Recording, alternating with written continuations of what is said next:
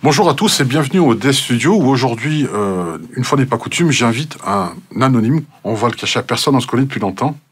Mais on ne s'est pas suivi pendant ces 20 dernières années. Il y a eu des à-coups où on s'est vu, on s'est perdu de vue, on s'est retrouvé. Il t'est arrivé des choses assez extraordinaires dans ta vie. D'accord? Alors, tu n'es pas thérapeute, tu n'es pas praticien, tu n'es pas... Est-ce qu'on peut faire un état des lieux de ta vie actuellement? Actuellement, je suis restaurateur sur Romans et je pratique des arts martiaux. Voilà, c'est ta vie. C'est ma vie. Tu es marié, des enfants?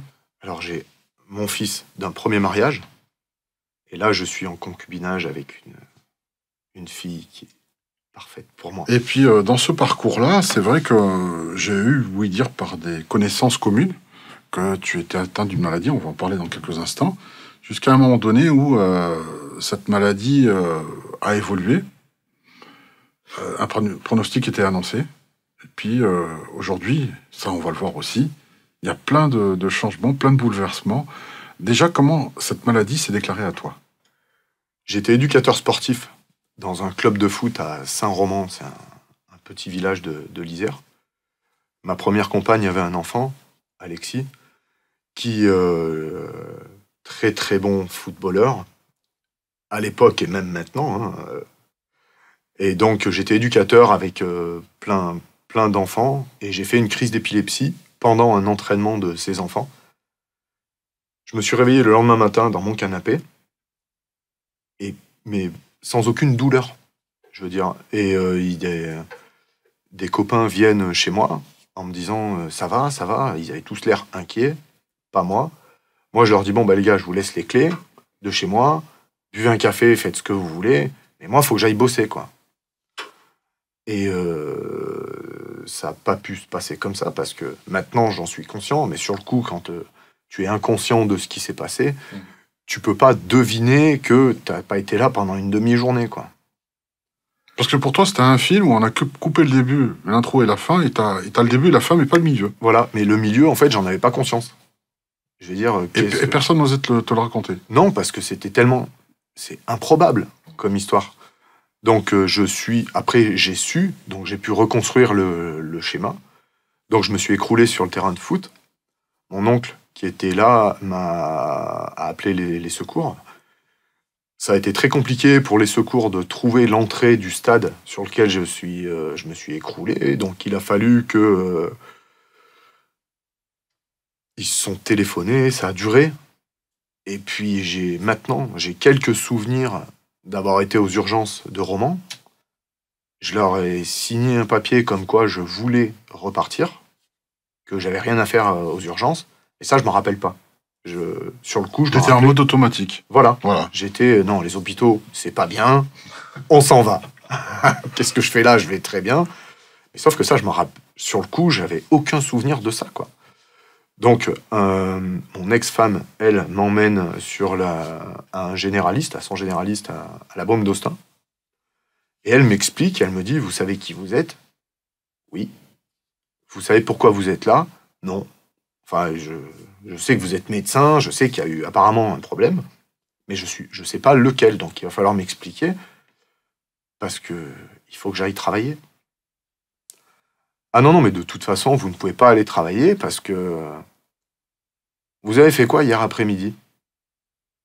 Et c'est là où tu te dis, j'ai entraîné les enfants, et après... Et c'est étrange parce que à ce moment-là, je me rappelais même pas être rentré chez moi. Après, je sais pas. Après, on passe directement à la case de ce matin, juste avant de venir vous voir. Sur le canapé où tu te réveilles. Sur le canapé, elle me dit non mais ça n'existe pas, ça. Vous pouvez pas rester comme ça. Puis alors moi, guerrier comme pas d'autre, si, mais ça va aller, hein, oula, je vais bien. Puis il va falloir que j'y aille. Donc si on peut faire quelque chose pour que je puisse partir. Toujours dans le côté mental, hein. J'ai des choses à faire, faut que j'y aille. Voilà, c'est ça. Donc, aucune séquelle physique, parce que j'étais debout, je suis tombé sur de l'herbe, donc j'ai pas heurté quelque chose, ni rien du tout, quoi. Je suis parti à Valence, en neurologie à Valence, ils m'ont gardé toute une nuit, mais je me rappelle pas des douleurs ou quelque chose, quoi, parce que l'hôpital de Valence, ils m'ont tout fait, j'ai fait IRM, scanner, électroencéphalogramme, ponction lombaire, pour trouver qu'est-ce qui s'est passé. j'ai pas de souvenir marquant comme quoi je me suis réveillé en plein milieu de la nuit. Mais j'ouvre les yeux le matin et il y avait une dizaine de médecins autour de moi qui me disent vous savez qui vous êtes? Alors, au bout d'un moment, je comprends ces questions médicales, mais au bout d'un moment, tu te dis c'est un sketch, quoi. Qu'est-ce qui se passe? Bon, ben, monsieur, écoutez, on a eu les résultats de tout ce qu'on a fait hier, et il se trouve que vous avez une tumeur cérébrale, et qu'il va falloir vous soigner, soit sur Lyon, soit sur Grenoble. On vous laissera partir à partir du moment où vous avez pris votre décision. Mais par contre, il faut nous dire, et voilà. Alors sur le coup, un peu surpris, parce que tu te dis, mon père est décédé quelques années avant d'une tumeur cérébrale, et jamais tu te dis, ça va m'arriver, quoi. Ça a été des grosses douleurs pour nous tous, évidemment, mais c'est pas... Tant qu'on n'est pas malade nous-mêmes, en fait, on a du mal à se mettre à la place d'un malade, parce que c'est une maladie qui est pas douloureuse du tout. Si, c'est arrivé. Donc là, on se dit, d'accord. La douche froide, là. Ben, pas tant que ça. Pas tant que ça. Non, parce que je pense que je devais être encore... je sais pas comment ça marche, mais peut-être un peu sous l'effet de l'épilepsie, de la nouvelle, un peu... T'arrives pas à l'intégrer totalement. Non, voilà. Tu te dis... Ouais. De toute façon, ils se sont plantés de bonhomme. Les résultats, c'est pas les miens. Ça va bien, quoi. Mais en plus, réellement, ça allait très bien. Alors, je peux pas inventer des douleurs. Je veux dire... Donc, je leur dis, d'accord, est-ce que je peux faire autre chose pour vous? Donc, ils sourient à l'unisson et ils me disent, ça va aller quand même. Je fais, oui, oui, oui. Et vous? Parce que je pense toujours plus ou moins aux autres avant de... Comme j'ai pas mal, donc je me dis, bah écoutez, ça va. Je commence quand même à penser à mes proches, quoi. À ma maman, à ma chérie, qui me manquait considérablement, mon petit garçon. Et je sors de... Ils me laissent sortir de l'hôpital, je leur dis, je vais me faire suivre à Grenoble. Mon papa s'est fait soigner là-bas, je connais beaucoup de médecins. Ils ont le dossier de mon papa. Est-ce que ça peut aider ou pas? Je sais pas. Pour avoir un suivi, puisqu'il y a... Pour avoir un suivi familial. Mmh. Donc elle a été prise à temps ou pas? De ce que tu sais aujourd'hui avec le recul, est-ce qu'on en était au début de la progression de ta maladie ou c'était déjà très engagé? Alors justement, ça s'est confirmé avec le neurochirurgien de Grenoble qui, lui, m'a reçu quelques jours plus tard. Quand les médecins me disent ça, le matin, j'appelle ma mère. Et je lui dis, voilà maman, j'ai une tumeur cérébrale, mais ça va. Je quitte l'hôpital. Elle n'a pas réagi en te disant comme ton papa? Comme ton père? Non.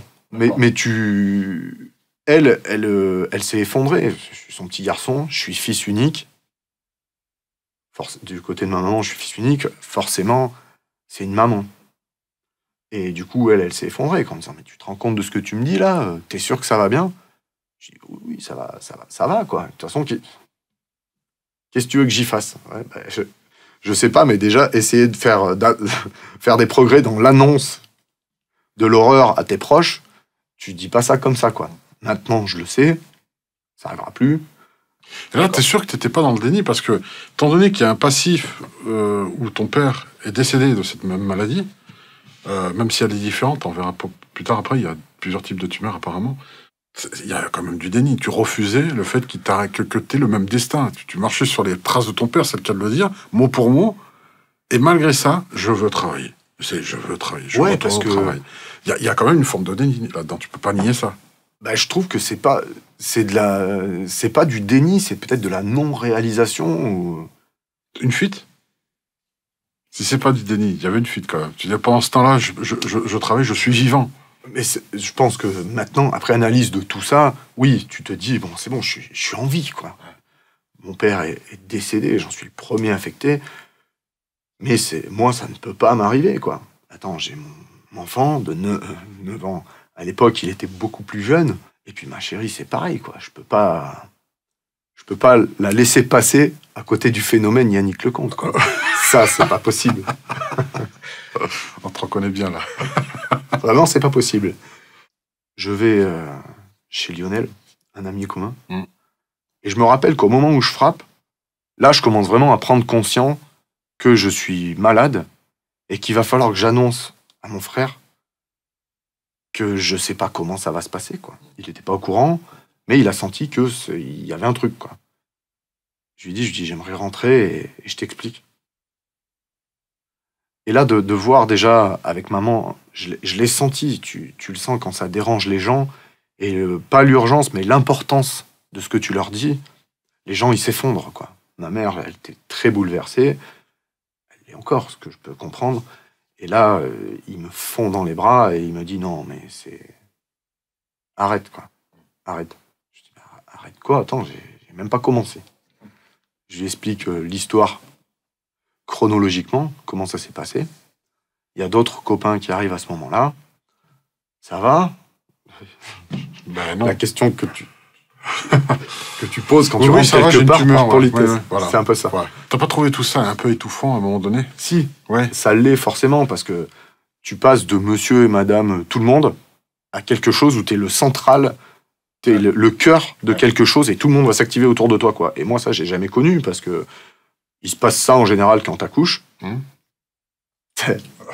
J'ai de la barbe, ça va. Et du coup, tu te retrouves au centre de quelque chose pas qui te dépasse, parce que j'ai essayé de jamais rien laisser s'échapper, quoi. Je voulais vraiment tout contrôler de A à Z, parce que c'est ma vie et c'est ma manière à moi de gérer les choses, qu'elles soient affectives, douloureuses. C'est à moi de gérer ma vie, quoi. Ma chérie arrive le lundi chez moi. De la voir là devant mon portail, je me suis effondré en larmes, parce que Là, t'as tout relâché à ce moment-là? ouais, déjà rien que de la voir, elle est tellement jolie, elle est tellement vraiment. Donc on discute beaucoup. Arrive le mardi où on va au CHU de Grenoble voir ce fameux neurochirurgien. Puis on commence à discuter avec lui. Donc lui, il me connaissait puisqu'il m'avait déjà vu avec mon père et tout ça. Il me dit, comment tu vas? J'ai envie de dire, mais tu t'as pas lu le dossier, ou c'est une question polie, ou... Bah ça va, malgré tout ça, ça va. C'est juste que j'aimerais savoir où c'est que je vais, avec vous, avec les miens. L'une des premières questions, c'est, est-ce que je vais mourir? Est-ce que je vais... Ah, tu penses d'emblée à ça? Ah oui, parce que... Vu le passif de ton père, tu te dis... Voilà. Ouais. Alors lui, il me dit, bon, bah écoute, déjà, t'as pas... La tumeur que tu as, elle n'est pas située du tout sur la même zone que ton père. C'est pas du tout la même tumeur, j'espère. Mais il me dit, si on s'y prend tôt, ça devrait aller, quoi. Ouais. Ma mère qui pleurait, ma chérie qui le regardait la bouche ouverte, parce que on sait pas à quoi on s'attend, mais de toute façon, quelle que soit la réponse, tu vas te dire, ça va pas être cool. Même si c'est un truc bien, ça va cacher un autre truc derrière. Difficile. Voilà. Oui. Les tumeurs, pour nous tous, c'est des mots quand même qui... Ça fait flipper, quoi. Rien que le mot, quoi. Tumeur, ouais, super. Merci. Et donc, je lui dis, sur une échelle, un truc très très scolaire, sur une échelle de 1 à 10, c'est grave combien? Comment? Dis-moi quelque chose.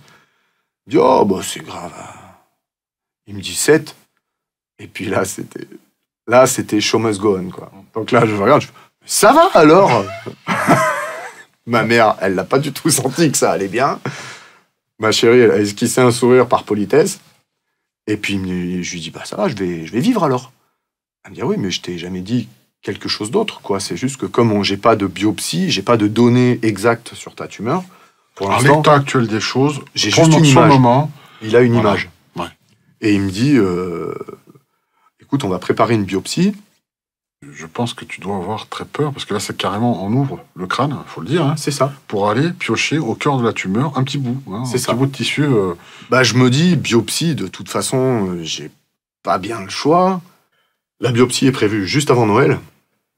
C'est joyeux. C'était merveilleux.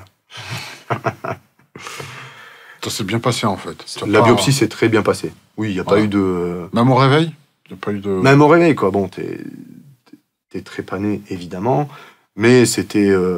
déjà, c'était proche de chez moi. Donc, il y avait ma mère, ma copine qui était là, quoi. Donc, tu étais entouré, accompagné, tout ça, entouré, ça a voilà. fait... Ça a fait... Ça y a fait beaucoup pour ton rétablissement, Voilà, c'est ça. ne serait-ce que moral, à ce moment-là. Voilà, la biopsie se passe. Bon, bah écoutez, voilà, on sait ce que vous avez. On va faire une cure de médicaments. Le cachet, c'était du Témodal. C'est une cure de chimio par comprimé. Et par contre, il va falloir du repos. Hein? Ouais. On va se reposer. Non, attendez les gars, ça fait... Je vais pas me reposer maintenant. J'ai besoin de voir des gens. J'ai besoin de toutes les données pour aller bien et voir des gens, voir mes copains, voir... Pour toi, le repos était synonyme d'une petite mort. Alors, pour toi, c'était Oui, voilà. te morfondre dans ton malheur, dans ce qui t'arrivait. C'était un peu mettre la machine à broger en route et donc tomber dans un marasme qui pouvait faire qu'aggraver moralement la maladie en plus. Exactement. Et t'en voulais pas. Ah non. Hors de question que j'arrête ma vie de tous les jours parce que j'aime ma vie, quoi. J'aime tous les gens que je fréquente. J'aime... Ce qui comptait pour toi, c'était d'être dans le feu de l'action, dans ton quotidien de tous les jours. C'était ce que tu... Toi, c'était ta thérapie à toi. C'est pour ça. aller mieux, je fais ce que je fais d'habitude. Exactement. Parce que j'aimais ce que je faisais d'habitude et je l'aime encore plus maintenant. Déjà pour un petit challenge, quoi, de se dire non mais attends, c'est un cachet, ça va pas me faire rien. Donc on va prendre le cachet, mais par contre il va falloir aller chercher les dollars, quoi. Il va falloir aller bosser parce qu'au bout d'un moment, voilà. Je décide de quitter la boîte dans laquelle j'étais à cette époque-là parce que en plus de ça, je venais de passer responsable et puis responsable d'une structure où les codes professionnels me correspondent pas du tout. Je vais pas commencer à dire c'est nul, machin, parce que c'est pas vrai. C'est juste qu'ils correspondront à d'autres personnes. Moi, c'est pas du tout. Sur le moment, ça te correspondait pas. Tu n'en voulais pas. J'en voulais pas. Je retrouve à ce moment-là, bêtement, devant une banque dans notre village de Saint-Jean-Royan, mon ancien associé. J'ai monté à l'époque, il y a une dizaine d'années, un restaurant à Romans. On fait des pizzas à emporter. Et je le retrouve devant la banque, c'était mon meilleur ami. À l'époque, on s'était associés. Il y a eu des différends. J'y suis pour beaucoup dans ces différends. Et on s'est disputé à l'époque, je suis parti de la société. Je le retrouve devant la banque. Et lui, il s'est dit, il va me mettre un coup de tête. Moi, je me suis dit la même chose. Sauf que de le voir, l'émotion a pris le dessus sur tout ça. Et je l'ai pris dans mes bras et je lui ai dit, waouh, ça fait du bien de te revoir, vraiment. Ça me fait vraiment du bien. Donc lui, très surpris aussi, parce qu'il me dit, écoute, moi je t'avouerai que c'est la même chose. Hein. C'est la même chose et ça va. Encore une fois, la fameuse question, est-ce que tout va bien? Ah écoute. Et là, je lui dis, écoute, j'ai une tumeur au cerveau, je vais faire une biopsie très bientôt, mais à part ça, tout va bien. D'accord. Et puis je vois qu'il s'en fout. Il va falloir que je cherche du boulot, quoi. Et je trouverais ça cool de reprendre l'aventure avec toi. Parce que t'es quelqu'un que j'aime profondément, et j'ai plus envie le matin de me lever et de me dire « Oh putain, faut que j'aille bosser, quoi. » Ça, je veux plus jamais de ma vie. Très bien, mais j'étais sous Témodal, quoi. Alors ça, les employés l'ont jamais su, parce que ça se voyait pas du tout. Alors c'est pas des cachets où tu perds tes cheveux. Si tu rigoles le moment où je dis ça, je te jure, ça va t'égénérer. Et ça allait bien, vraiment. J'ai eu cette chance-là, je sais pas si c'est une chance, mais cette facilité à absorber la chimiothérapie. Oui. C'est rare quand c'est bien supporté, oui. Et bon, en plus de ça, l'image que j'avais de tous ces cachets, c'est qu'à chaque fois que je prenais mes doses, j'avais des antivomitifs, évidemment, mais j'avais l'impression d'avaler des centrales nucléaires, quoi. C'est un peu l'image que je me fais de la chimiothérapie. Moi, c'est ça. D'ailleurs, c'est peut-être cet humour-là qui te sauve, hein, aussi, hein, qui t'a sauvé, qui t'a permis de tenir dans ta maladie, évident. Même de supporter les cachets, ce qui est assez rare, hein, en chimiothérapie. C'est peut-être cet humour-là, le fait de prendre tout à la rigolade. Tout, parce que déjà, j'aime rire. J'aime rire. Mais faire rire les gens, s'ils peuvent rire avec toi, c'est tout juste trop bien, quoi. Puis en plus, ça crée une énergie positive où tout le monde a envie de rire avec toi. Donc après, c'est vraiment chouette. Et dans mon restaurant, il se passe ça tout le temps. Tous les clients qu'on a maintenant, ceux qu'on connaît depuis quelques années, ils rentrent, ils scannent qui est là, qui est pas là, et dès qu'ils voient le mec qui est chauve, bonjour, et voilà, et là c'est parti, quoi. Et là on rigole. Et c'est devenu des super copains, hein, pour la plupart. Donc c'est cool, mission accomplie de ce côté-là, mais moi je garde en tête qu'il va falloir que je me soigne à un moment donné, quoi. T'as une épée Damoclès au-dessus de la tête, Voilà. et ça, c'est pas réglé. Mais pour l'instant, c'est plutôt un poignard de Damoclès. Tu vois. Ouais. Tu sais pas trop, quoi. Parce que Grenoble, après ma cure de chimio par comprimé, ils me disent, bon, bah maintenant, ça va, on va surveiller ta tumeur. Tu feras des IRM tous les 3 mois, puis tous les 6 mois, puis toutes les années, et puis on verra dans le temps comment évolue tout ça, quoi. Pour l'instant, tout est sous contrôle. Toi, on te dit ça, t'es pas médecin, tu fais confiance à tout le monde. Hein. Je veux dire, bon, bah ok, cool. Mais cool, finalement, avec le recul, peut-être pas tant que ça, parce que tu sais que t'es pas sain, quoi. Et tu te dis, en plus de ça, j'ai un truc dans le crâne, le truc, j'ai rien demandé, il s'est foutu là, il est au chaud, au frais de la princesse, quoi. Non, mais attends, oh, ça marche pas comme ça. T'es mignon. À Grenoble, ils contrôlaient d'IRM en IRM. Donc ça allait bien, parce qu'il n'y avait pas d'évolution. Et la dernière personne qui a contrôlé ça, a contrôlé l'IRM qu'elle avait sous le nez, avec la toute première que j'ai fait en entrant à l'hôpital, quoi. Et elle a tiré la sonnette d'alarme en disant non, mais d'IRM en IRM, ça va, l'évolution, ça se voit pas. Sauf que quand on compare le début et maintenant, ça va pas du tout, quoi. La tumeur, elle a pas triplé, mais elle a, je sais pas combien de volume en plus. Donc, il va falloir opérer. D'accord. Donc là, déjà, on te parle d'opération. Donc déjà, parce que là, je fais le barbeau et le machin, mais déjà, pour la biopsie, je les avais un peu à zéro. Ouais. Tu t'imagines que pour enlever une tumeur, qu'est-ce qui... C'est encore un autre step Voilà. auquel il a fallu une autre douche froide encore. C'est ça. Et c'était une neurochirurgie classique. Il m'explique que la zone où il y a de la tumeur, c'est risqué d'opérer là, donc il faut que je sois endormi, et lui, il va m'enlever le politiquement correct, c'est-à-dire 40% maximum de la tumeur. Mais il n'y a pas moyen de l'enlever à 100% à ce moment-là, quand il t'annonce ça. Voilà. Et donc les risques dont tu parles en périphérie du cerveau, c'est quand même particulier. Là, est-ce qu'il t'annonce clairement la couleur en te disant, voilà, il y a un risque à ton réveil que tu aies des difficultés à parler? C'est ça, des difficultés à parler, tu peux être tétraplégique, tu peux être... Ah, jusque-là? Ah, jusque-là, ouais. Et puis, tu te dis, bon, bah... Mais il te dit ça pourquoi, en fait? Parce que la base, c'est de dire, bon, on le fait ou on le fait pas, en connaissant les risques. Voilà. Vous acceptez ou non?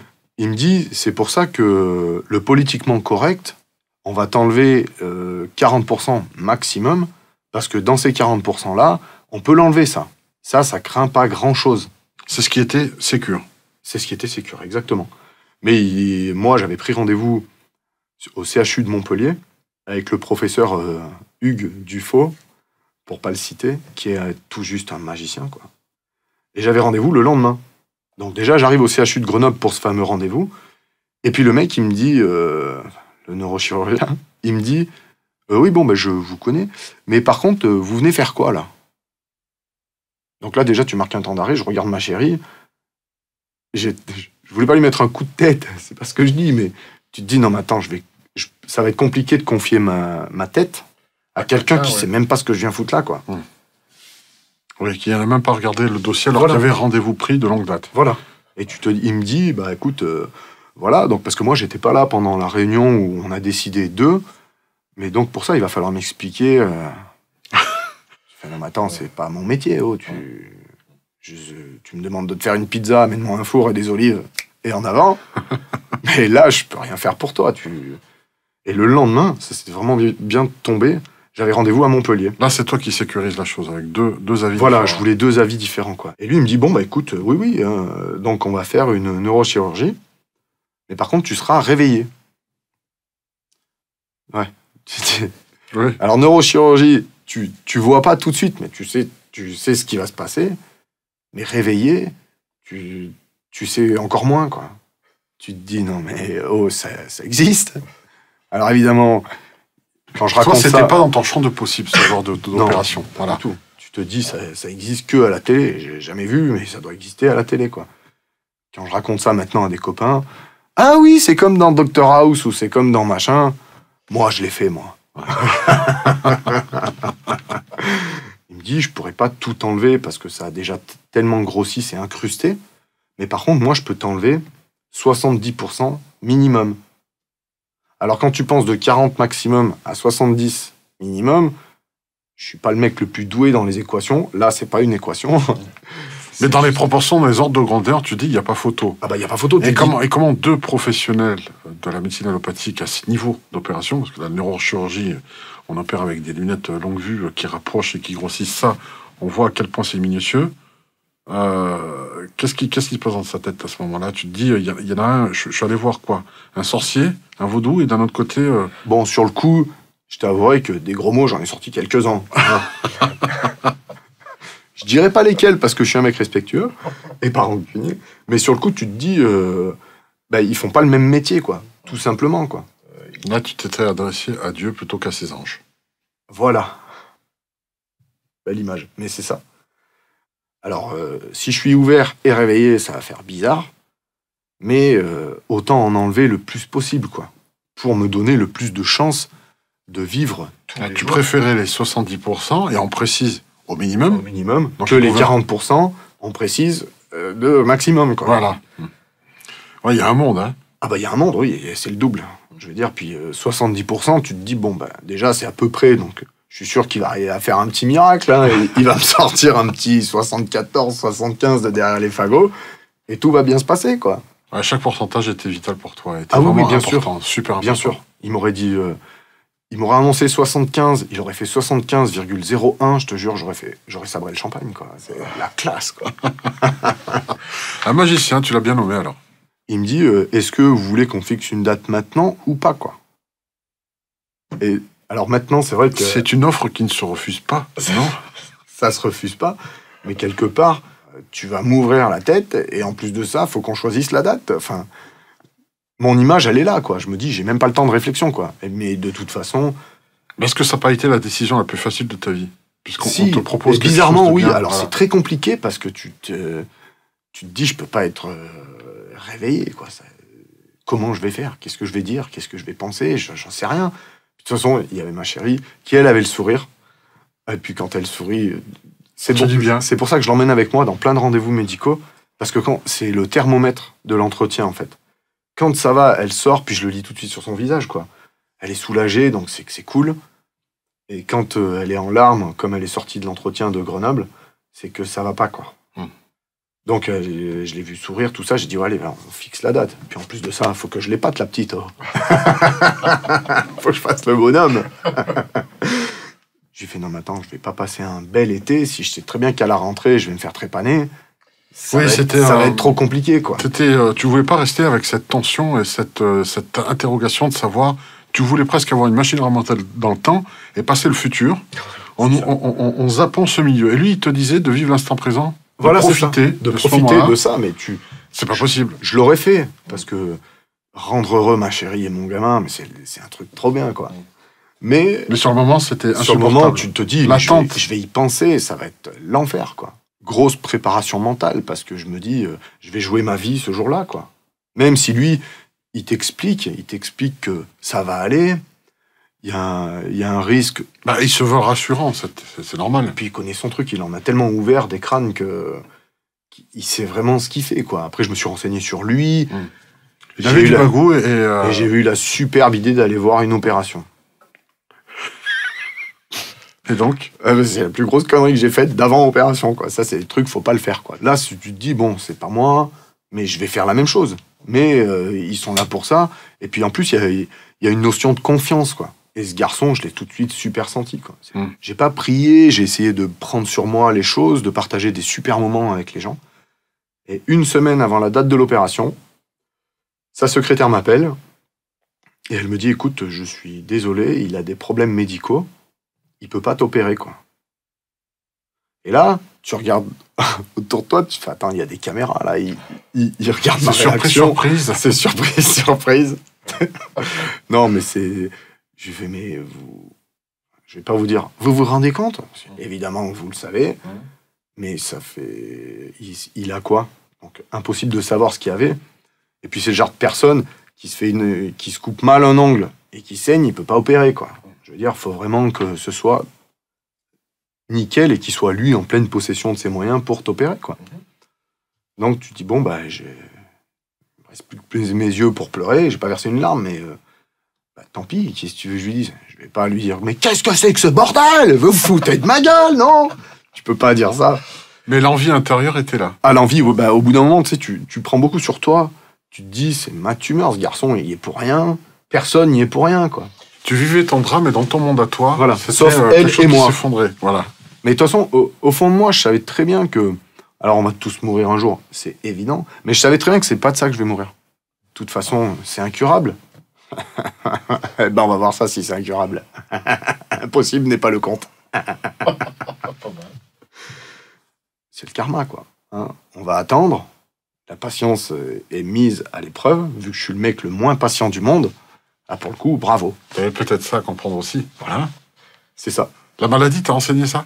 La Ah oui, patience? oui, vraiment. Avoir la patience. La tolérance envers les autres aussi. Gros travail sur toi pour dire, je vais pas le maudire. Alors ça, on en parlera après, parce que moi, cette histoire de tumeur, ça a tout changé chez moi. Ça a changé mon caractère. Parce qu'avant, j'étais un mec aigri. J'étais jamais content. J'étais jamais satisfait. Râleur, le français par excellence, Ouais, chauvin. mais et- pas forcément le français, mais le vieux nanar qui est jamais content. Tu vois?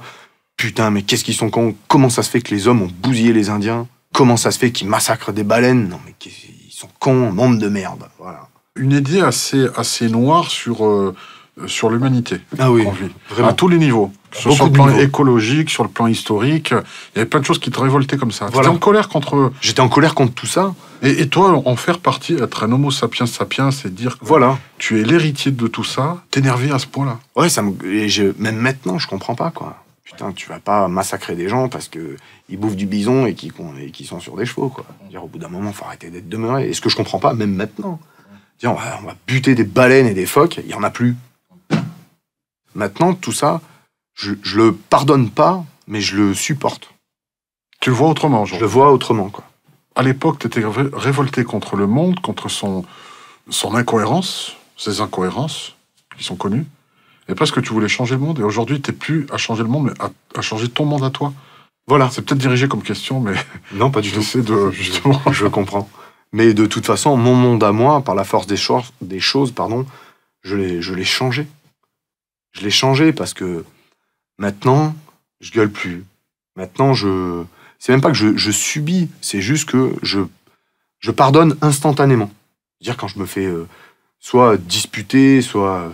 Ça arrive pas, mais si ça arrive, les clients pas contents, dans mon restaurant, encore une fois, j'y reviens, c'est moi qui les gère. Parce que je suis dans la tempérance avec eux, parce que ça se passe bien, et que on pardonne instantanément. Mais c'est pas grave, madame, on s'est mal compris tous les deux. Donc soit vous partez, j'ai aucune chance de vous satisfaire. Si vous restez là, d'une, vous allez super bien manger, et de deux, on va se marier.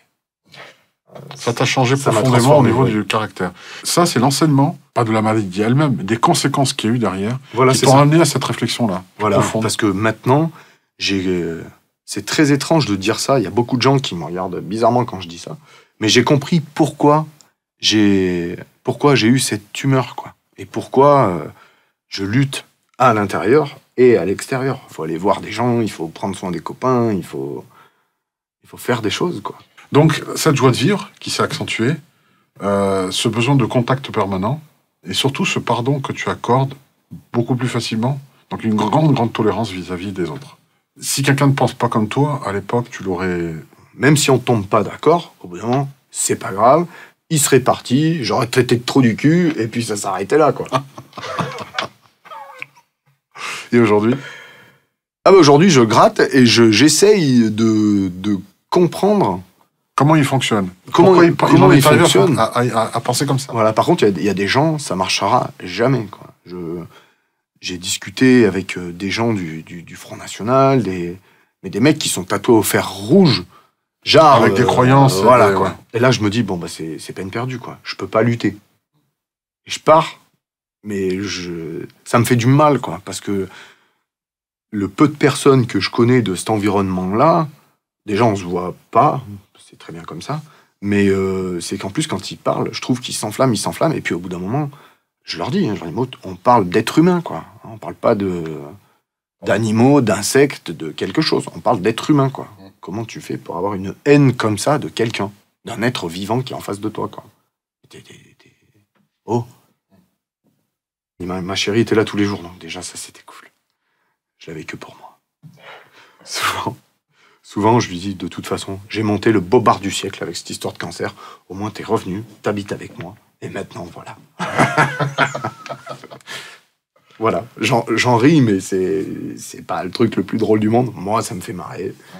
Je t'avais dit que je t'ai enlevé 70% minimum de ta tumeur. Je t'en ai enlevé 90%.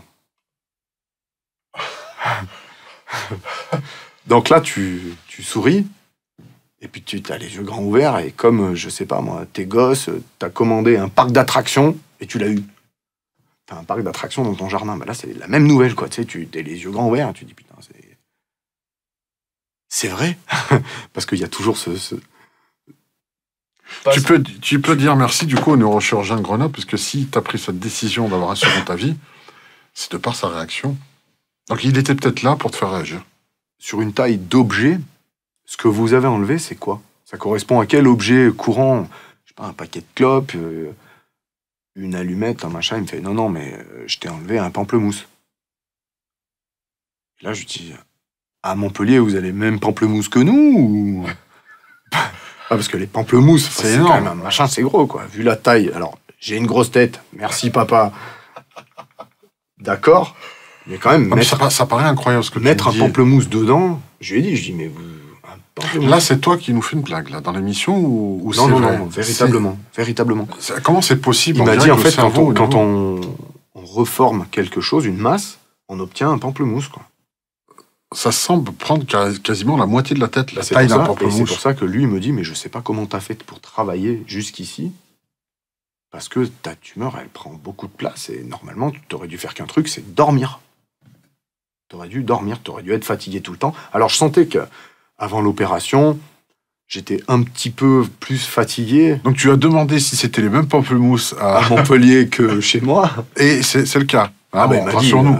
Oui. Oui. D'accord. Et après, toutes les questions. Mais comment ça se fait que je suis encore en vie, quoi? Oui. Je veux dire, au bout d'un moment, si on a cette taille de cerveau et de tête-là, c'est pour le crâne, il est fait pour avoir la taille de notre cerveau, quoi. Pas pour avoir un corps étranger supplémentaire, oui. Oui, voilà. Et il me dit, ah non, mais écoute, c'est ça, quoi. Il me dit donc, c'est tout ce que j'ai analysé, tout ça, c'est bénin. Donc pour l'instant, ça va. Mais par contre, il va falloir du contrôle sur les 10% qui restent. Et tu parles, moi, il me dit ça, je fais, oui, bah, si tu veux, hein. Il m'a sauvé, le mec. Oh. Et puis donc, il te dit ça, ouais, bah, cool, puis t'es un peu... Là, c'est dans l'autre sens, quoi. T'es surpris, mais... Veni, vidi, vici. Voilà. Celle-là, je l'aime. T'es un Romain. Donc, on va mettre et orthophoniste et une kiné qui est en place. Et ça, c'était juste d'ordre préventif. Pour voir si vraiment je pouvais faire, par exemple, plusieurs choses à la fois, parce que pour mon métier de responsable de magasin, t'es un peu obligé, je fais pas qu'une chose à la fois, quoi. Faut gérer. J'encaisse, je regarde dans le four, je regarde mes copains. Je pense à dire une merde au passage, parce qu'on va pas se prendre pour un mec trop sérieux non plus, hein. Donc j'ai attendu quand même quelques mois, parce que déjà, je voulais vraiment l'accord des médecins, qui eux me disent oui, non. L'orthophoniste, là aussi, elle m'a dit, mais tant que de toute façon, tu n'arrives pas à faire plusieurs choses à la fois, ça va être compliqué, tu vas te sentir en échec.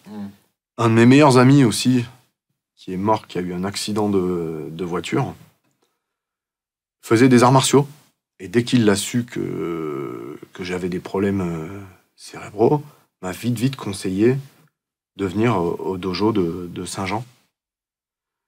Et il m'a dit, écoute, ce serait bien pour toi, je pense. Ça t'aiderait à être moins con et à comprendre des choses. Et puis j'avais envie déjà de faire un nouveau sport, parce que j'ai joué au rugby. Ma maladie m'a enlevé mes crampons. Alors la première année, il m'a dit, oui, bah, je te signe ta licence, mais profite bien, parce que il y aura peut-être pas de deuxième année de rugby, quoi. Hein? Bon, bah ok, c'est cool. Allez, vas-y, signe.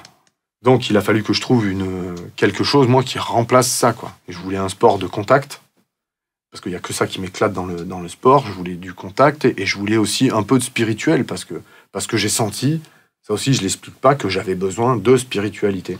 Tu avais des questions et tu attendais des réponses, et tu pensais que les arts martiaux pouvaient t'en donner sur la philosophie de vie en particulier. C'est ça. Avant que cette maladie se manifeste, même si elle s'était manifestée déjà au travers de ton père, Ouais.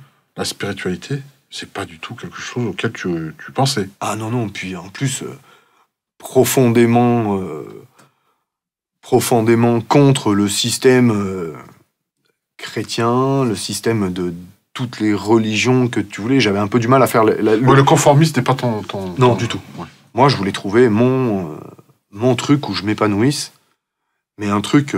Qui soit en accord avec voilà, qui soit ton expérience. qui soit écolo, qui soit bienveillant, qui soit... parce que c'est mes valeurs. Je me présente, et puis il me dit très très vite, non mais je te connais, hein, t'as grandi dans Saint-Jean, t'es venu, et j'avais fait un essai une fois, il y a 15 ans en arrière, et il me dit, si, mais je me rappelle, t'es venu tel jour, telle heure, telle date. Ouais, Sensei, c'était il y a au moins 15 ans, quoi. Ah oui, non, mais je sais, mais... De toute façon, Sensei, c'est ça qui est pénible avec lui, il sait toujours tout. Mais en plus, c'est vraiment vrai. Et puis donc, je lui explique qu'est-ce que je viens chercher dans le dojo. J'ai fait un rêve prémonitoire, je pense. Je me suis jamais trop posé la question de toutes ces choses-là. Mais j'ai rêvé de mon copain qui s'est tué en voiture. J'étais chez moi, je jouais à la console, et puis j'ai commencé à sentir sa présence, mais je l'imaginais comme il était tout le temps, quoi. Il était tout le temps comme ça. Et puis je me retourne, hein, et puis c'est pas que j'ai flippé, c'est que comme il était tellement bienveillant, ce garçon, ça faisait pas peur, quoi, mais ce qui me faisait flipper, par contre, c'était de me dire que ce gars-là, il pouvait pas être là. Oui, puisque physiquement, il n'était plus de ce monde. Parce que physiquement, Voilà. il est pas là, quoi. Et pourtant, tu sentais sa présence. Et pourtant, je le sentais, mais je me suis dit... ouais, bah... Comme je me suis fait opérer, est-ce que ça a pas déclenché des flashs, des souvenirs, quelque chose, quoi? Toi, tu prenais ça comme un effet secondaire. Voilà, c'est ça. Post-opératoire. C'est ça. Et puis le soir même, du jour où j'ai rêvé, il m'est arrivé ce truc-là, j'ai rêvé à ces personnes du dojo, donc Sensei et ses enfants, qui me disaient en rigolant, « Bon, tu viens ou on t'attend? Qu'est-ce que tu fous, là ?» Je me réveille. La nuit, je me rappelle, j'ai passé une nuit de merde. Hein. Parce qu'il y a des rêves qui marquent plus que d'autres, et des rêves que les lendemains, tu t'en rappelles pas trop, parce que c'était peut-être pas le truc le plus important du siècle. Mais celui-là, il m'a vraiment marqué. J'y ai pensé beaucoup, beaucoup. Et le lendemain, rebelote, quoi. Je refais à peu près le même rêve. Alors, j'arrive pas à contrôler ça, mais je me dis, quand même, quoi, merde. Soit on fait quelque chose tous les deux, soit t'arrêtes de venir me prendre la tête dans mes rêves, parce qu'au bout d'un moment, c'est lourd. Et donc, lui, quand je lui explique ça, il éclate de rire, il me fait, mais tu sais que moi, j'ai pas de choix à faire, hein. C'est toi. Hein. Soit tu viens, soit tu restes chez toi avec... Tu mets ça au crédit de qui? Est-ce que tu penses que c'est ton ami disparu qui te lançait le message à travers cet autre monde, hein, auquel on va tous un jour rejoindre, si on y croit ou qu'on n'y croit pas, peu importe, qui t'a donné le message, qui t'a martelé ça en tête, pour dire, ce qui va être bon pour toi, c'est d'aller voir ce dojo et de t'inscrire? Tu penses que c'est lui? Ou c'est le sensei lui-même qui t'appelait là? Non, je pense que déjà, j'avais un profond désir de faire quelque chose, mais un sport. Il s'est révélé que c'est un art martial, c'est pas un sport. Ça remet en cause, pour moi, beaucoup de choses, quoi. Ouais, de non-croyance, d'athéisme et de tout ce que t'as envie, quoi. Tu crois jamais en rien parce qu'il se passera rien, tu penses ça. Et puis un jour, il y a 2-3 messages qui sont envoyés, toi, t'en chopes un passage et tu te dis, attends, il y a un truc bizarre, quoi. Comme c'est que très proche, c'est un art martial qui est très très proche de la nature et des gens, c'est très très traditionnel. Grosso modo, c'est l'art des samouraïs, quoi. Donc on protège la nature, on protège les gens, on fait pas de mal autour de nous. Pour la plupart, il y en a quelques-uns qui sont végans, d'autres qui sont végétariens. Donc on a commencé un travail sur moi, parce que ma tumeur, comme beaucoup de tumeurs, déteste l'air, l'oxygène, tous les trucs bien, en fait, les tumeurs, elles aiment pas, quoi. C'est pour ça qu'on te dit que pendant que tu fais un traitement, il faut pas boire d'alcool, il faut pas fumer des joints, ni cocaïne, ni drogue, ni rien du tout. Le café, le moins possible. Parce que toutes ces choses qui sont des neurotoxiques, on va dire, voilà. La tumeur, elle le mange et elle se dit cool. Voilà. Par contre, tout le reste, oxygène, etc. Ça aime pas ça. Pareil, au même moment, j'avais un rendez-vous à Montpellier pour qu'il me fasse le bilan de l'opération et voir 3 mois plus tard. Et lui, il me dit, bah écoute, c'est dommage pour toi, mais les 10% qui restent, je t'avais dit qu'ils auraient pu faire chier peut-être un jour, dans 10 ans, demain, peut-être jamais. Et là, ils font chier, quoi. Donc là, tu te dis, c'est pas que je suis maudit, mais c'est lourd, quoi. C'est que 90% de la tumeur a été retirée, et ce sont presque les 10% les plus mauvais qui sont restés. Bah, je me dis ça. Je me dis ça, parce que je me dis, putain, je m'en sortirai pas, quoi. Je veux dire, au bout d'un moment, j'ai fait tout ce que je pouvais pour que ce truc-là, ça continue à me pourrir la vie. Mais je me dis, tu crois que les 10% qui restent, tu crois que ça va me faire quelque chose? Non, mais attends, je me dis vraiment, parce que... Tu te laisses pas abattre, là, ce Ah moment-là. non. Sur le coup, si, parce que... Ouais, il faut accuser le coup. Voilà, Mais- ma chérie était là, triste, ce que je peux comprendre, parce qu'au bout d'un moment, elle te remonte les bretelles, hein, tu vois, elle te dit, bon, ben maintenant, voilà, on passe à un autre combat, quoi. On passe à un autre combat. Moi, je me rappelle avoir pas trop été abattu par cette nouvelle-là, parce que tu te dis, de toute façon, je vais la déchirer, quoi. Dire, au bout d'un moment, tu vas pas faire de la poésie avec quelqu'un qui parle pas la même langue que toi, quoi. Donc toi, tu veux bouffer, eh ben tu vas aller bouffer ailleurs, quoi. Parce que moi, j'ai rien à te donner, quoi. Au contraire, j'ai un cancer, ouais, alors je vais gagner. Je vais gagner, quoi qu'il se passe, de toute façon, je vais le niquer. Il pourra rien m'arriver, il a perdu. Mais tu le sais, moi je le sais, mais quand tu dis ça aux gens, les gens, à la limite, ils te disent, oh putain, le pauvre, ça y est, il déraille, quoi. Ça y est. Bah, Il a débloqué. Il a débloqué. Alors qu'en fait, non, tout va bien. Je veux dire, encore une fois, ça fait pas mal. Tu l'as, ouais, c'est là. Même là, il en reste un peu. Mais bon, c'est pas grave, quoi. De toute façon, il va falloir... Donc, avec ce monsieur, et je fais quoi maintenant? Il me dit, bah écoute, hein, il me dit, je suis pas chimiothérapeute, mais je pense que tu vas passer par un cursus classique de chimiothérapie et radiothérapie. Donc là, tu te dis, bon, bah super, quoi. Bah, tant pis, je vais mettre mon corps à rude épreuve. Mais au moins, il va falloir que ça agisse, quoi. Parce qu'au bout d'un moment... Donc à ce moment-là, tu prends conscience qu'il y a des outils supplémentaires en plus, donc, de l'opération, et en amont aussi des cachets, hein, les premiers cachets que tu avais pris. Opération qui a été un franc succès. Ah oui, là, pour Voilà, le succès, 90% de la tumeur est retirée. je serais salaud maintenant de lui dire, oh, les 10% qui restent, merde. Qu'est-ce que t'as foutu? Non, je serais salaud de faire ça, quoi. Genre, tu fais le nouvel an, et 1 ou 2 jours après, bah, on y va, quoi. Ah, pour une nouvelle résolution de nouvelle année, ça fait plaisir. Ah bah là, le premier qui me dit bonne année, je lui crache dessus, quoi. Je te jure, je la je lui mets un coup de tête ou je fais quelque chose, mais Oh, tu m'insultes pas, d'accord? Bonne année, non, pas cette année. Reste tranquille. J'ai encaissé beaucoup de choses, mais à chaque fois que tu attaques un nouveau traitement médical, tu sais pas. Tu sais que ça va pas être bien. C'est encore une autre voie inconnue auquel tu t'engouffres à chaque fois. C'est et ça. là, c'est compliqué. Là, c'est Une chimio, ils choisissent des produits X ou Y qui concernent ce type de tumeur. Oui. Et là, ils m'ont mis une chambre implantable que j'ai encore. Et Qu'est-ce que c'est une chambre implantable? c'est un corps étranger, en fait, qui te met sous la peau. Ça fait comme une... Grosso modo, ça me fait penser à une pièce de 50 centimes. Oui. Ils te mettent ça, comme ça, quand ils t'injectent la chimiothérapie, ils piquent dans cette... Ouais, c'est un cathéter, en fait. C'est un espèce de cathéter que tu as en permanence, quoi. Et c'est un D'accord. truc qui est relié à mes artères, parce que c'est des produits qui sont tellement toxiques que dans les bras, ça marche pas, quoi. S'ils me mettent de ce produit-là dans les bras, ça va me fondre les veines, c'est tout ce que ça va faire. Et donc voilà, j'ai commencé ces séances de chimio, j'ai fait 8 séances de chimio. Et puis pendant ces séances-là, j'ai refusé de me mettre en arrêt maladie, donc j'ai travaillé. Tu voulais être dans l'action à chaque fois. Je voulais être dans l'action chaque fois. Ça, c'est ton combat à toi, interne, où tu t'es dit, moi, il faut que je sois à chaque fois dans le feu de l'action. Voilà, C'était c'est ça. Voilà, il y avait d'un côté la chimiothérapie, ça c'est la thérapie allopathique, mais toi, ta propre thérapie à toi, c'est d'être dans le vivant. Voilà, c'est ça. Auprès des tiens, auprès des gens, même collègues de travail et tout, pour toi, c'est important. Voilà, parce qu'en plus, ça marchait très bien, parce que personne s'en est rendu compte, quoi. Ah bon? Oui, oui. Et je leur ai dit, donc ils le savaient, mais sinon, physiquement, ça se voit pas, quoi. Ouais. Les seuls symptômes que j'avais, moi, c'est que le matin, parce que c'était une partie à l'hôpital pour la perfusion, et après je rentrais chez moi, et pendant 1 mois, c'était des cachets, et c'était des cachets très forts qui faisaient vomir. Mmh. Donc voilà, quoi.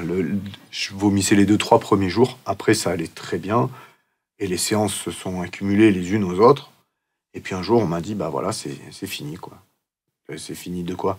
Ah. Bah, tes séances. Tes séances, t'as gagné, bravo, youpi. On te l'annonçait comme ça. Les cotillons, les machins.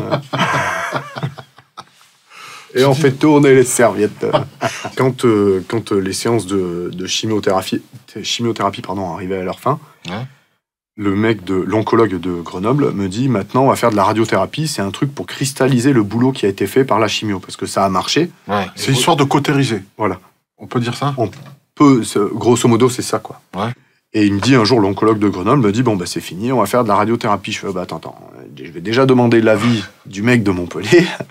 Si le professeur est d'accord, on fait ça. Sinon, non. Et il m'a dit, oui, bah, c'est dans le protocole classique. On fait ça. D'accord, bah, on va faire ça. Est-ce que ça fait mal, docteur? Ah non, mais attends, là, tu viens de te goinfrer 8 séances de chimio, ça pique. Mais alors, la radiothérapie, tu rentres dans une boîte, ça fait du bruit, tu ressors, tu rentres chez toi, c'est fini, quoi. Ça va faire quoi? À part ça, bah, ça fait que tu vas perdre tes cheveux. Bon. Oh, même pas peur. Ouais. Et c'est tout. Ouais, bah tu t'es pas arrêté verras. à un problème capillaire près. Tu t'es dit, c'est bah pas non, la ça, peine. Ouais.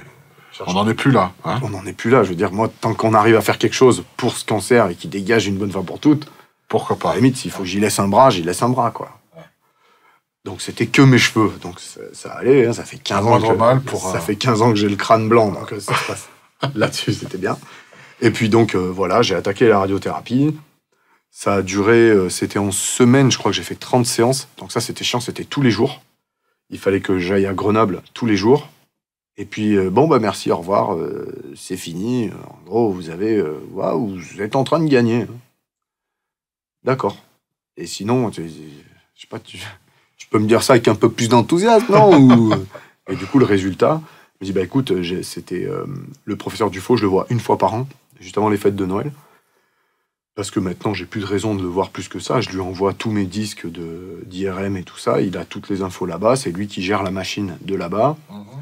Et donc, je l'ai revu juste avant ces fêtes-là.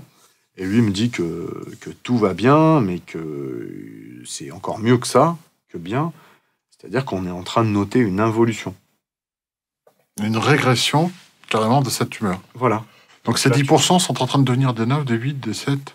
Alors, c'est moins flagrant que ça, mais il le marque, quoi. Il te dit, de toute façon, on est obligé de noter le reste de partie tumorale est en train de rétrécir. Alors, c'est minime, c'est très minime, mais moi, je m'en fous, même si ça prend 50 ans à partir. Tout va bien. Tout va tellement bien. Et puis, de toute façon, c'est ça, c'est que moi, ça me fait pas souffrir. J'ai pas de maux de tête, j'en ai jamais eu. Là, qu'on soit honnête, si je t'ai invité, c'était venu, tu es passé, donc, ton IRM est très récent, celui d'hier? Celui d'hier.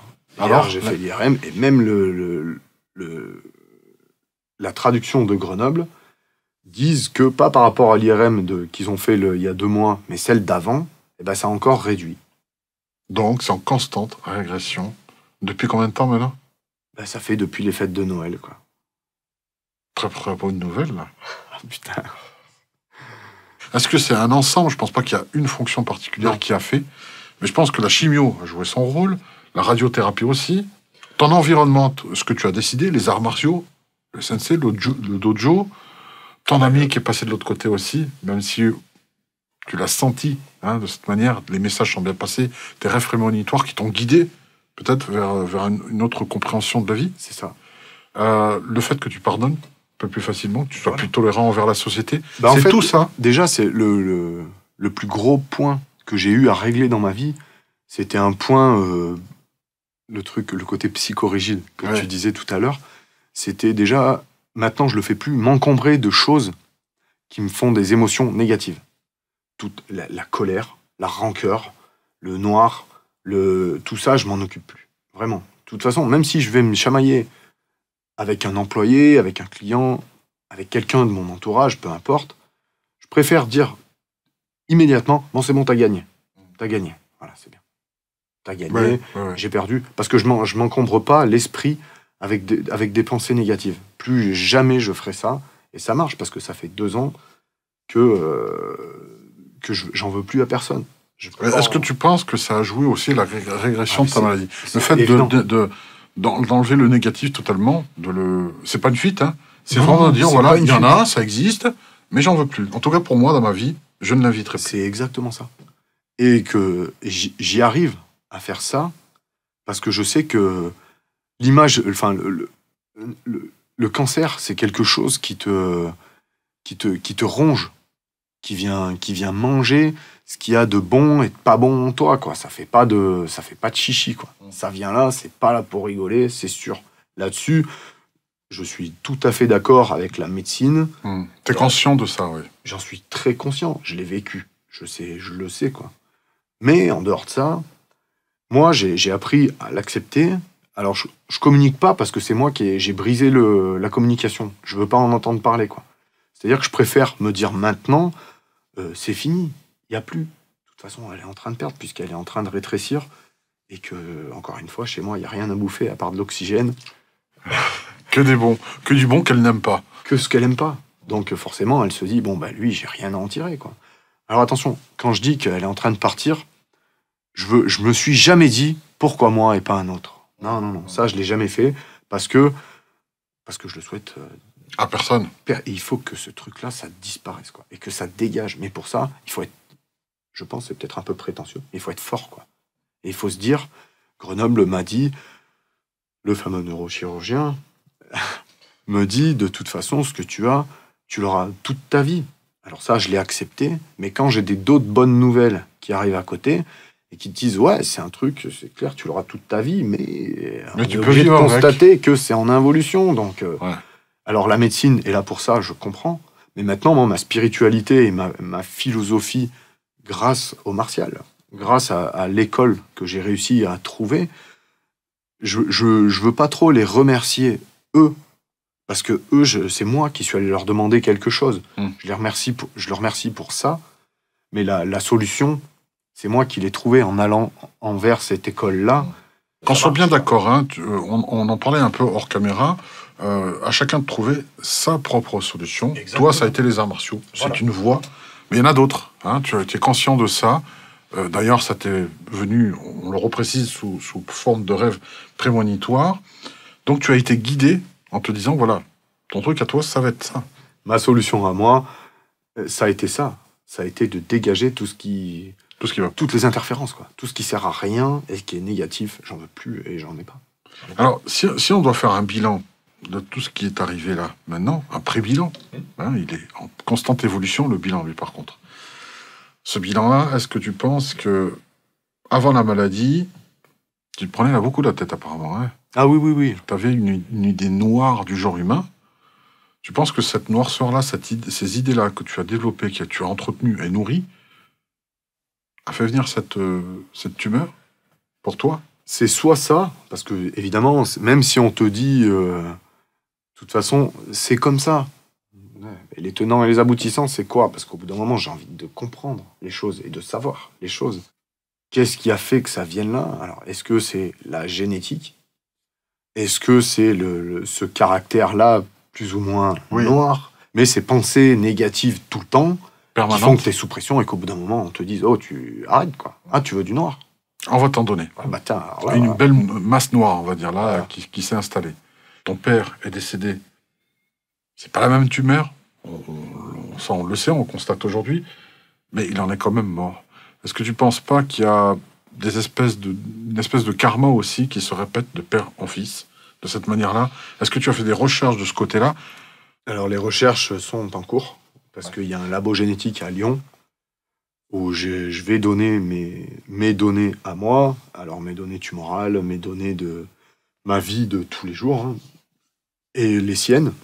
Donc ces données précises, que vont-ils en faire? Et à ton avis, que va-t-il en ressortir? Ah ben, je sais pas ce qui va en ressortir. Même si on est purement dans la spéculation pour le moment. Bien sûr. Alors, si on parle de spéculation, de toute façon, si je fais analyser ces données-là, c'est pas pour répondre bêtement à mes questions de « mais pourquoi ?» Parce que ça, on s'en fout. Ouais. Moi, ce que je veux dans ce combat-là, c'est pour ça que je l'ai mené, c'est parce que j'ai mon garçon, il a 9 ans, ce mec, il va changer le monde. Et pour lui, il faut que ça s'arrête, quoi. Il faut que la machine s'arrête. Et il aura rien, Tim. Il aura rien du tout, parce que... C'est évident. J'aurais fait toutes les choses humainement possibles pour nettoyer ça et pour qu'un père que je protège. Tu vas nettoyer les casseroles pour éviter que ton fils en hérite. Tu ne veux pas de ça, ce qui est tout à fait normal. De question. Et on comprend, c'est très louable de ta part, déjà. de faire ce travail-là. Moi, je pense que c'est très, très important, quoi. Il faut que, de toute façon, tu sois dans le positif et dans l'objectif d'en sortir. Sinon, ça marche pas. Ça peut pas marcher. Tu peux pas... J'ai vu tellement de choses en oncologie, en machin, des gens qui se laissent aller, quoi. Alors ça se voit. Ça se voit et ça me fait de la peine, parce qu'on a toujours de la peine à voir des gens malades, c'est terrible. Mais par contre, il faut se remonter les manches et en avant, quoi. Ça, il faut se battre. Peut-être pas pour la personne, si elle est malade, elle est fatiguée, elle est triste, elle est machin, je comprends, mais pour l'entourage, tu peux pas flancher, c'est pas possible. Je prends les choses telles qu'elles sont et je souhaite du bonheur et du bien-être à tout le monde, vraiment. Bah, quelque part, quand tu fais tes pizzas, est-ce que tu y mets pas de l'amour dans les ingrédients quand tu les prépares pour que les gens se régalent mieux? Parce que ça commence par là, hein, le bonheur. Ça commence par là, mais avant ça, avant de préparer quoi que ce soit, il y a juste un accueil qui est là. Et quand tu dis bonjour messieurs, dames, ou bonjour monsieur, bonjour madame, salut bonhomme, quand c'est des petits garçons, des machins, c'est le top, quoi. Parce qu'ils te regardent avec le sourire et te font salut, ça va? Et ça, c'est génial. Et malgré tout, ils sont touchés par ce sourire radieux que tu donnes à chaque fois lorsque tu rentres, lorsqu'on t'en voit, quoi. Voilà. Donc je suis vraiment ravi que tu sois passé ici au Studio pour nous conter cette histoire-là. Je pense que d'autres vont se retrouver dans ce témoignage. Merci. Merci à toi d'avoir témoigné. Je vous souhaite une excellente journée à tous. Au revoir.